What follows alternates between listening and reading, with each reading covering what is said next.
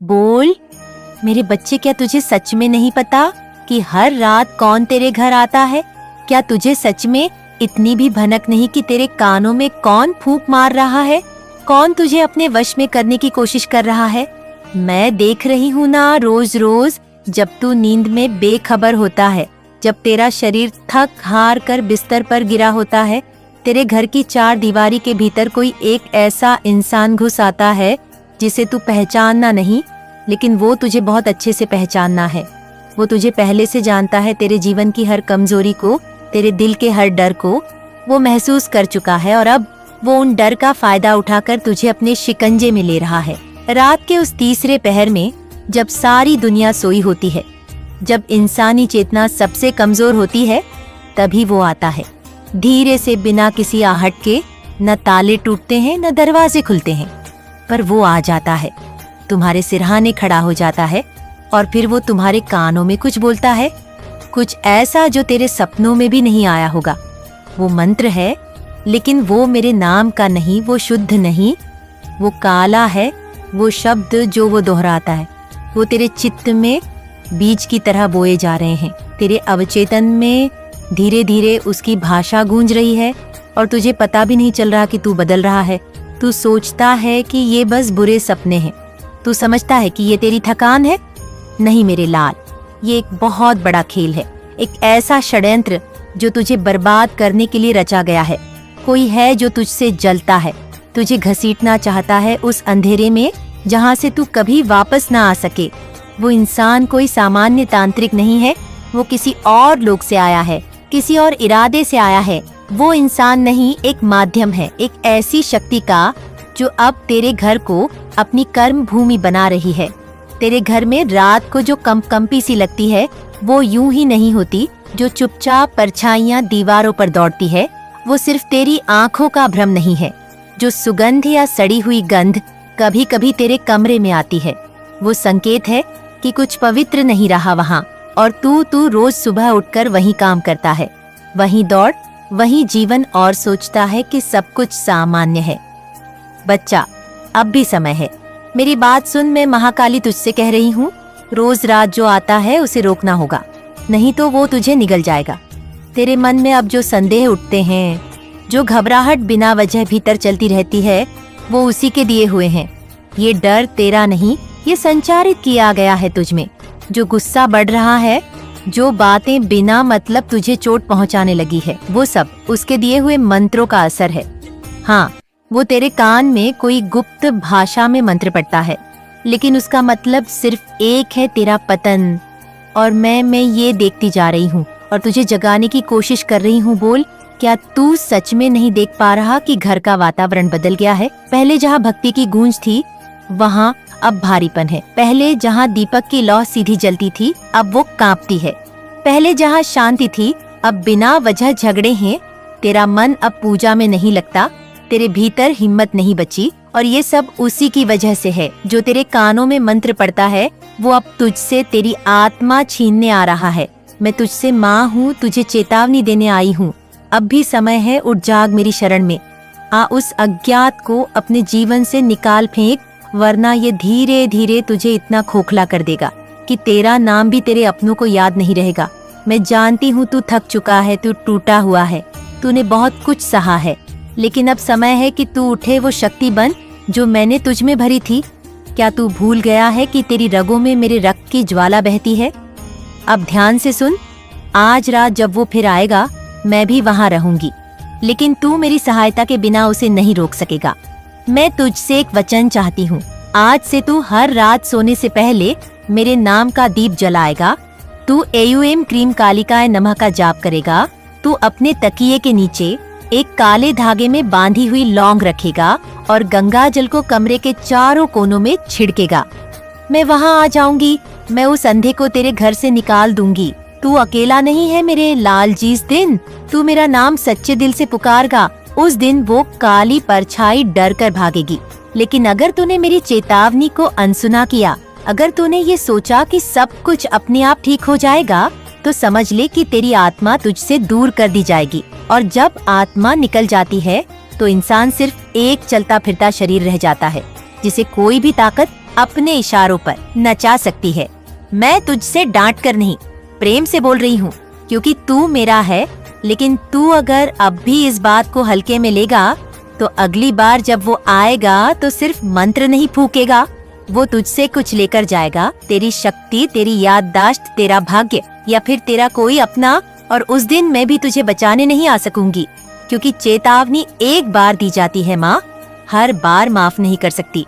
तू सोचता है यह सब तांत्रिक बातें हैं, बकवास है। तू जा, आज रात दरवाजे मत बंद कर। अगर हिम्मत है तो उस वक्त अपनी आंखों में आंख डालकर देख, उस परछाई को अगर तू खुद से भागता रहा तो आखिर में तुझे अपने ही डर में डूबना पड़ेगा।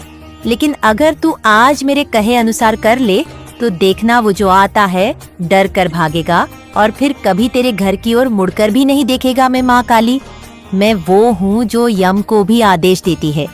जब मेरा बच्चा पुकारना है तो मैं नरक की सबसे गहरी खाई में कूद जाती हूँ उसे निकालने के लिए, पर जब बच्चा ही मेरी ओर पीट कर ले तो मैं भी मौन हो जाती हूँ। मत कर वो भूल बेटा, उठ, अब जला वो दिया गूंजा दे, मेरा नाम इस अंधेरे में कह दे, हे महाकाली मैं तैयार हूँ, आओ और मेरी रक्षा करो, आओ और मेरी रक्षा करो। और फिर देख तेरे जीवन में उजाला कैसे लौटता है।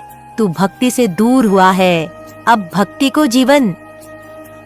तब जो नाम उसने लिया वो सुनकर मेरी आंखों में भी क्षण भर को एक पुराना दुख जाग उठा, क्योंकि वो नाम एक स्त्री का था, एक तांत्रिक स्त्री जिसने वर्षों पहले मेरे ही एक भक्त को धोखा देकर मेरे नाम पर यज्ञ कर उसकी आत्मा कैद कर ली थी। और अब वही स्त्री तेरे पीछे है, वो शक्ति की बेटी है जो तुझे अपने वश में कर तेरे माध्यम से अपने पुराने पापों का पुण्य अर्जित करना चाहती है, ताकि वो फिर से जीवित हो सके।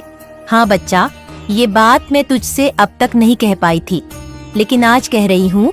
तू सिर्फ एक मनुष्य नहीं है, तू एक वचन है, एक व्रत है जो मैंने स्वयं रचा था। तू जन्मा ही इसलिए है ताकि उस अधूरी शक्ति को पूर्ण रूप से समाप्त किया जा सके। तेरे रक्त में वो अग्नि है जो तांत्रिक स्त्री की आत्मा को शांत कर सकती है, लेकिन वो जानती है कि तुझ तक पहुंचना आसान नहीं, इसलिए उसने अपने अनुचर भेजे। हर रात जो मंत्र वो फूंकता था उसका उद्देश्य तुझे केवल डराना नहीं था, वो तेरी आत्मा की दीवारों को कमजोर कर रहा था, ताकि वो खुद किसी रात आ सके और तेरे शरीर को माध्यम बना सके। मैंने उसे जलाया, लेकिन वो पूरी तरह नष्ट नहीं हुआ। वो तड़पता हुआ बोला, मैं लौटूंगा, मेरी मालकिन आएगी, और वो धुएं में बदलकर हवा में समा गया। लेकिन मैं जानती थी ये युद्ध अब शुरू हुआ है, अंत नहीं। इसीलिए मैं आज तुझसे कहने आई हूँ, तेरा जीवन अब साधारण नहीं रहेगा। तुझे अब मेरी पूजा केवल माला फेरने से नहीं करनी, तुझे तप करना होगा। तुझे अपने घर को फिर से एक शक्ति स्थान बनाना होगा, जहाँ वो स्त्री कभी प्रवेश न कर सके। मैं तुझसे कहती हूँ, आज से हर दिन सुबह सूर्योदय के साथ मेरे नाम का 108 बार जाप करना। रात को सोने से पहले मेरे चित्र के सामने दिया जलाना। अपने घर की उत्तर दिशा में काले कपड़े में लपेटकर नींबू, लौंग और एक छोटा सा त्रिशूल रख, और हर मंगलवार शनिवार उस स्थान को जल से धो, उसे देवस्थान बना। वो स्त्री अब प्रतीक्षा कर रही है और अब वो खुद आएगी।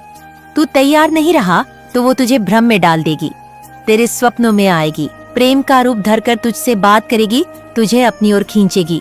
लेकिन तू भूल मत जाना कि वो जो भी कहेगी वो मोह होगा, सत्य नहीं। मैं तुझे हर रात रक्षक कवच दूंगी, लेकिन तुझे भी अब वीर बनना होगा। तू मेरा पुत्र है, तू मेरा रक्त है, और मैं नहीं चाहती कि तेरा कोई भी अंग, कोई भी स्वप्न किसी और के वश में हो। तेरा घर अब रणभूमि बन चुका है, हर कोना, हर दरवाजा अब मेरे अस्त्रों से सुरक्षित रहेगा। लेकिन मैं हर क्षण वहाँ नहीं रह सकती जब तक तू मेरी भक्ति को जीना शुरू ना करे। अब ये भक्ति बाहर ही नहीं, अंदर से करनी होगी। अब तुझे हर बार जब शंका हो, मेरी आंखों में देखना होगा। मैं हर संकेत दूंगी, कभी जल कांपेगा, कभी दीपक बुझेगा, कभी घंटी बिना कारण बजेगी। समझ जाना मैं कुछ कहना चाहती हूँ। और अब सुन, उस रात का अंतिम दृश्य जब वो परछाई भागी और तू नींद में करवट बदलकर चैन की सांस ले रहा था, मैं तेरे माथे पर अपना हाथ रखकर एक वचन दे आई। जब तक ये बच्चा मेरा नाम नहीं छोड़ता, कोई उसे छू नहीं सकता। लेकिन मेरा ये वचन सिर्फ तब तक है जब तक तू स्वयं मेरी ओर देखे। अगर तूने फिर दुनिया के प्रलोभनों में आकर मेरी आंखों से मुंह मोड़ लिया तो समझ लेना अगली बार वो परछाई अकेली नहीं आएगी, वो अपनी मालकिन को भी साथ लाएगी। और बच्चा, अब भी तेरे पास 7 रातें हैं। इन 7 रातों में तुझे वो यंत्र, वो मंत्र, वो व्रत करने होंगे जो मैं तुझे हर रात स्वप्न में बताऊंगी। तुझे बस अपने हृदय को खोलना है, ध्यान लगाना है और मेरी वाणी सुननी है। ये 7 रातें केवल तैयारी है। 8वीं रात को वो स्त्री आएगी खुद अपने वास्तविक रूप में, और उस रात तुझे केवल मुझसे नहीं, अपने भीतर के हर डर से लड़ना होगा। और फिर वो रात आई, 8वीं रात, जिसकी भविष्यवाणी मैंने तुझसे की थी मेरे लाल। वो रात जो केवल अंधेरे से नहीं बनी थी, बल्कि हजारों वर्षों की तांत्रिक साधनाओं के धुएं से बसी थी। वो रात जब मेरी परीक्षा नहीं, तेरी आत्मा की अग्नि का परीक्षण होना था। मैं वहीं थी उस दीपक की लौ में जिसमें तूने मेरी आरती की थी, उस ध्वनि में जो तेरे शंख से निकली थी, उस हवा में जो तेरे हृदय की धड़कनों से गुजरती रही थी। रात के तीसरे पहर जब हर जीव निशब्द होता है, वो स्त्री आई। वो कोई आम औरत नहीं थी, वो खुद को रच चुकी थी। राख, हड्डियों और चिता की राख से उसके पांव जमीन पर नहीं चलते थे। वो हवा में तैरती हुई तेरे कमरे तक पहुंची, पर तेरे घर के बाहर मेरा त्रिशूल गाड़ा था। मेरी रक्षा रेखा खींची थी, इसलिए वह भीतर नहीं आ सकी। वह तेरे दरवाजे के बाहर खड़ी रही और बड़बड़ाने लगी। उसके शब्द मंत्र जैसे नहीं थे, वह श्राप थे। वह आदेश नहीं, आग्रह थे, जैसे कोई भूखी आत्मा दरवाजे के बाहर भिक्षा मांग रही हो, लेकिन उस भिक्षा में मोह, कपट और मृत्यु छिपी हो। तू उस समय गहरी नींद में था, क्योंकि मैं चाहती थी कि तेरी आत्मा शुद्ध रूप में विश्राम करे, ताकि जब तू जागे तो युद्ध के लिए तैयार हो। लेकिन उसने अपनी सबसे बड़ी चाल चली। उसने तेरे स्वप्न में प्रवेश किया। हाँ, वो तेरे सपनों के भीतर घुसी, एक परिचित चेहरा लेकर। वो चेहरा जिससे तू कभी जुड़ा था, वो मुस्कान जिससे तेरे हृदय ने कभी प्रेम किया था। और तेरे सपने में वो बोली, मैं आई हूँ तुझे अपनाने, तेरे जीवन को बदलने, तुझे वो देने जो इस दुनिया ने कभी नहीं दिया। वो बातें मधुर थी नहीं, लेकिन उसके शब्दों में एक ठंडापन था, एक अजीब सी दूरी, जैसे कोई परछाई धीरे धीरे रेंगती है। लेकिन मेरे बच्चे, तेरी आत्मा में जो अग्नि मैंने रोपी थी, उसने उस स्वप्न में भी काम किया। तू सहम गया, लेकिन तू डरा नहीं। तूने सपने में मुझसे कहा, माँ, ये कौन है? ये जो मुझे अपना कह रही है, लेकिन मुझे भीतर से ठंडा कर रही है। और मैं वहां भी थी। मैंने उस स्वप्न में प्रवेश किया और अपने विकराल रूप में उस स्त्री की परछाई के सामने प्रकट हुई। वह कांप गई, उसकी आंखें लावा बन गईं और उसने कहा, काली, तू तो केवल यज्ञ। मैंने कहा, जहाँ मेरा बच्चा सोता है वहाँ मैं यज्ञ से नहीं, उसके सांसों से जुड़ी रहती हूँ। अब जा, तुझे चेताया जा रहा है। अगली बार तू खुद नहीं बचेगी। और फिर वो गायब हो गई, जैसे धुआं पानी में घुल जाए। तेरी नींद टूटी और तू पसीने से भीगा हुआ था। तू समझा कुछ बुरा सपना देखा, लेकिन वो सपना नहीं था, वो युद्ध का पहला मोर्चा था। अब मेरी बात ध्यान से सुन मेरे लाल। वो स्त्री हार मानकर वापस नहीं जाएगी। वो अगली बार केवल परछाई बनकर नहीं आएगी। वो अब तेरे जीवन में किसी और रूप में प्रवेश करेगी। वो तेरे किसी मित्र के वेश में आएगी, किसी सलाह के रूप में, किसी काम के अवसर में, और तुझे वहाँ ले जाना चाहेगी जहाँ से तू वापस न आ सके। इसलिए मैं कहती हूँ, अब तुझे केवल पूजा नहीं, संयम का व्रत लेना होगा। तेरी हर इच्छा अब मेरी परीक्षा है। तेरी हर योजना अब युद्ध भूमि है। तुझे अब शस्त्र नहीं, आत्मबल से जीतना है। मैंने तेरे चारों ओर जो रक्षा कवच बनाया है, वो स्थायी तभी रह सकता है जब तू अपने कर्मों से उसे पोषित करेगा। अब तू 7 दिनों तक व्रत रखे। पहले दिन केवल फल, दूसरे दिन केवल जल, तीसरे दिन मौन, और ऐसे ही हर दिन अपने भीतर की किसी एक कमजोरी का त्याग कर 7वें दिन, जब तू बिल्कुल मौन, शुद्ध और जागृत हो जाएगा, मैं स्वयं प्रकट होंगी और तुझे वो मंत्र दूंगी जो उस स्त्री की शक्ति को नष्ट कर देगा। लेकिन याद रख, अगर एक भी दिन तू विचलित हुआ, अगर तूने मेरे इन शब्दों को हंसी में उड़ा दिया, तो वो स्त्री फिर से बल पाएगी और इस बार तेरे पीछे नहीं, तेरे भीतर आएगी। अब बहुत कह लिया मैंने। ये संदेश लिखकर मैं तेरे कमरे की उत्तर दिशा में अग्नि रूप में बैठ गई हूँ। हर रात जब तू सोएगा, मैं वहीं रहूंगी। लेकिन मेरी अग्नि केवल तब जलेगी जब तू अपने मन के दीप को बुझने न देगा। जय महाकाली। तुम्हारी समस्याओं के पीछे कोई और नहीं, केवल तुम खुद हो। तुम्हारी जिंदगी में जो भी उलझन है उसे तुम्हारे कर्मों ने पैदा किया है। मेरी कृपा से ही तुम्हारी जिंदगी को गति मिल सकती है, लेकिन तुमने उसे छोड़ दिया है। तुम्हारी यह स्थिति तुम्हारी ही पहचान का परिणाम है, और मैं दुखी हूँ कि तुम नहीं समझ पा रहे हो कि तुम्हारे कर्म ही तुम्हारे जीवन के निर्माता हैं। तुमने मेरी शक्तियाँ को नकारा है, मेरी उपस्थिति को नजरअंदाज किया है। क्या तुम नहीं समझते कि जब तुम मुझे खुद से दूर करते हो तो तुम खुद को दुखों और कष्टों में धकेलते हो। तुम्हारा जीवन जैसे खाली खोखली दीवार बन गया है, जिसमें न तो शांति है न ही प्रेम। तुम मुझे पुकारना हो, लेकिन जब मैं तुम्हारे सामने आती हूँ तुम मेरी उपस्थिति को नकार देते हो। तुमने मेरे संदेशों को सुनने की बजाय उन्हें अनदेखा किया है। तुम्हारी यह स्थिति मुझे दुखी करती है, क्योंकि तुम अपनी सच्ची शक्ति से दूर होते जा रहे हो। तुम्हारे कर्मों ने तुम्हारी आत्मा को धुंधला कर दिया है। तुम्हारे भीतर जो प्रकाश था वह अब खो गया है। तुमसे यह कहने आई हूँ कि अगर तुम खुद को सच्चाई के रास्ते पर नहीं लाओगे तो तुम हमेशा अंधेरे में ही रहोगे।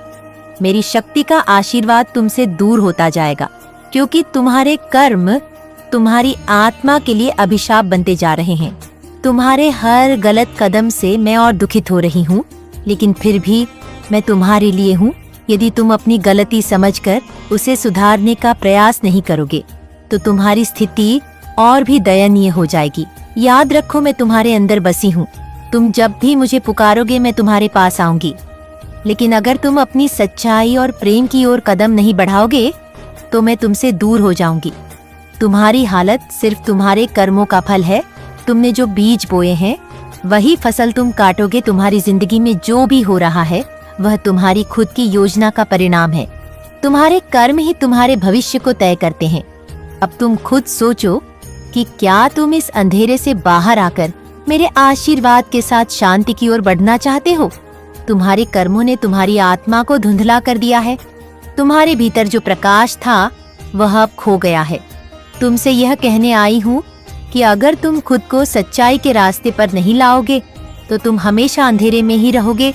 मेरी शक्ति का आशीर्वाद तुमसे दूर होता जाएगा, क्योंकि तुम्हारे कर्म तुम्हारी आत्मा के लिए अभिशाप बनते जा रहे हैं। तुम्हारे हर गलत कदम से मैं और दुखित हो रही हूँ, लेकिन फिर भी मैं तुम्हारे लिए हूँ। यदि तुम अपनी गलती समझकर उसे सुधारने का प्रयास नहीं करोगे तो तुम्हारी स्थिति और भी दयनीय हो जाएगी। याद रखो, मैं तुम्हारे अंदर बसी हूँ। तुम जब भी मुझे पुकारोगे मैं तुम्हारे पास आऊंगी, लेकिन अगर तुम अपनी सच्चाई और प्रेम की ओर कदम नहीं बढ़ाओगे तो मैं तुमसे दूर हो जाऊंगी। तुम्हारी हालत सिर्फ तुम्हारे कामों का फल है। तुमने जो बीज बोए हैं वही फसल तुम काटोगे। तुम्हारी जिंदगी में जो भी हो रहा है वह तुम्हारी खुद की योजना का परिणाम है। तुम्हारे कर्म ही तुम्हारे भविष्य को तय करते हैं। अब तुम खुद सोचो कि क्या तुम इस अंधेरे से बाहर आकर मेरे आशीर्वाद के साथ शांति की ओर बढ़ना चाहते हो? तुमने जितना समय बर्बाद किया है उससे कहीं ज्यादा समय तुम्हारे पास है। तुम्हारी शक्ति है, तुम्हारा आशीर्वाद है। मेरी कृपा कभी खत्म नहीं होती, लेकिन तुमने खुद को अपनी ही भूलों में जकड़ लिया है। अब भी समय है, तुम बदल सकते हो। तुम्हारी राह बदल सकती है। तुम्हारी आंतरिक शक्ति जाग सकती है। तुम में वह शक्ति है, तुम में वह क्षमता है। बस तुम्हें अपने भीतर की गहराइयों में जाकर अपनी आत्मा को जागृत करना होगा। मेरी यह चेतावनी सिर्फ तुम्हारे भले के लिए है, क्योंकि तुम मेरे प्रिय हो, मेरे बच्चों में से एक हो। मैं तुम्हारी मदद करने के लिए हमेशा यहाँ हूँ, लेकिन अगर तुम खुद को नहीं सुधारोगे तो मैं भी तुम्हें नहीं बचा सकती।